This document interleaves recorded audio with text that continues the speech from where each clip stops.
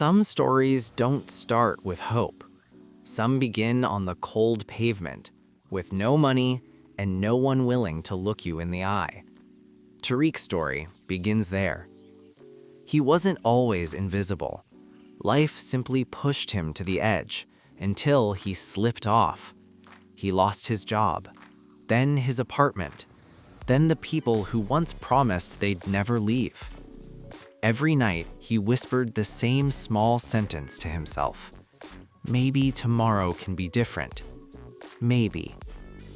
But tomorrow never changed. Not yet. Days turned into weeks. Weeks turned into months. And slowly, Tariq felt himself disappearing. Not just from society, but from himself. One cold morning, after hours of sitting in the same spot, Tariq reached a breaking point. He lowered his head and cried quietly into his hands. "I'm tired," he whispered. "I'm tired of being no one." When a human soul reaches this point, something happens. Either it collapses completely, or something inside begins to open. For Tariq, it opened in the simplest way. A small girl approached him. She held out a piece of bread and said softly, "Mister, my mom said to give you this." He froze. No one had looked him in the eyes for months, but this child saw him. And in that moment, Tariq realized something. If strangers believed he was worth feeding, maybe he was worth saving. The next morning, he made a decision. A small decision. But small decisions grow into big moments. Tariq gathered every coin he had saved, coins he could have eaten with, and he bought ingredients to cook one simple meal. Just one. Rice and stew. He found an old crate by the roadside, placed a single pan on it, and waited. People didn't stop. They didn't look. They didn't trust him. Until one man paused. "Did you cook that?" he asked. Tariq nodded. The man took a bite, paused, closed his eyes. "This is really good." That one sentence started everything. By the end of the week, people returned. By the end of the month, Tariq had built a tiny food stall out of scrap wood. He kept his prices low. He kept his heart open, and people felt it. For the first time in years, Tariq felt something he had forgotten: usefulness. But growth always comes with challenges. One night, a violent storm ripped through the street.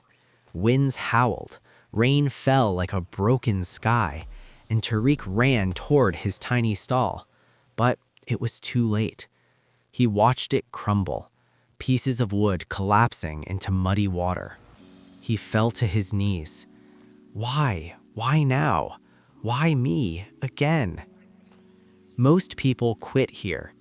Most people walk away at their breaking point. But what we choose right after the moment we shatter is what defines who we become. The next morning, neighbors found Tariq rebuilding the stall, piece by piece. They asked him, "Why not rest? Why not give up?" Tariq smiled gently. "Because I've slept enough in defeat. Now I work in belief." And the neighbors helped him. Together they built something stronger. A few days later, a local food blogger walked by. He tasted the food. His eyes widened. "This is incredible," he said, and he posted it online. The next morning, a line formed in front of Tariq's stall, a line so long it curved around the street. And suddenly, Tariq wasn't just making meals, he was building a future. With his earnings, he upgraded his stall, then hired helpers, then rented a small shop. The man who once begged for bread was now feeding an entire community. People came for his food, but stayed for his story. At this point in the video, let me gently say, please friends, if you're getting value from this story, kindly give a like, subscribe, and share it with others. Thank you. Now back to Tariq. He realized something profound. Belief is not a feeling. It's not luck. It's not motivation. Belief is a choice you make when everything says you shouldn't. A choice you make when the world doubts you and you're tempted to doubt yourself too.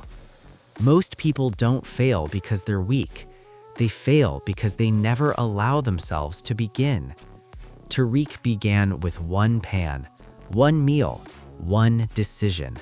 And one decision can change an entire life. If this story inspired you, like, subscribe, and share it. And tell me in the comments what lesson you're taking with you today. Thank you for watching, and I'll see you in the next video.